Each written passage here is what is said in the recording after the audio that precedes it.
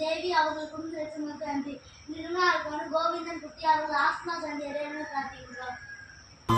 மனுஷனுக்கு எவ்வளவுதான் பணம் காசு சொத்து கொடுத்தாலும் போதும்னு ஒருத்தரும் சொல்ல மாட்டான். போதும்னு சொல்ற ஒரே விஷயம் சாப்பாடு.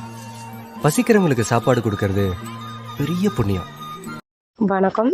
நாங்கள் கேட்டதையும் தாண்டி நிறையவே எங்களுக்கு தேவையான பயிர் வகைகள் அனைத்தையும் வாங்கி கொடுத்த தேவி குடும்பத்திற்கு எங்களை இல்லத்தின் சார்பாக நன்றியை தெரிவித்துக் கொள்கிறோம். காய்கறி வாங்கி கொடுத்ததுக்கும் அம்மா நன்றி அந்த தேவி குடும்பத்திற்கு.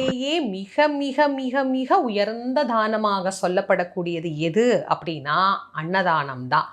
இந்த அன்னதானத்திற்கு ஏன் இவ்வளவு உயர்வு அப்படிங்கிறத முதல்ல தெரிஞ்சுக்குவோமா? அன்னத்தை நாம் பிறருக்கு தானம் செய்கின்ற போது அது வறியவர்களின் வயிற்றுக்கு சென்று, அதாவது பசித்தவனின் வயிற்றுக்கு அது போய் அவனுடைய உயிரை தக்க வைத்து அவன் வாழ்வதற்கு உண்டான ஆதார சக்தியாக அந்த உணவு மாறுகிறது. அப்போ உணவு என்பது ஒரு மனிதனின் உயிரை தக்க வைக்கின்ற தன்மை படைத்தது. சாப்பிடாமலேயே இருந்தா அந்த உயிர் அந்த உடலை விட்டு நீங்கிவிடும். இது இயற்கையா எல்லாருக்கும் தெரிஞ்ச சாதாரண ஒரு விஷயம். அப்போ ஒரு உணவை ஒருவருக்கு நாம் தானம் செய்கிற போது அது ஒரு உயிரை காத்த பலன் அப்படிங்கிறது நமக்கு கிடைக்கும். இதை விட ஒரு பெருசு இந்த உலகத்துல வேற ஏதாவது இருக்கா?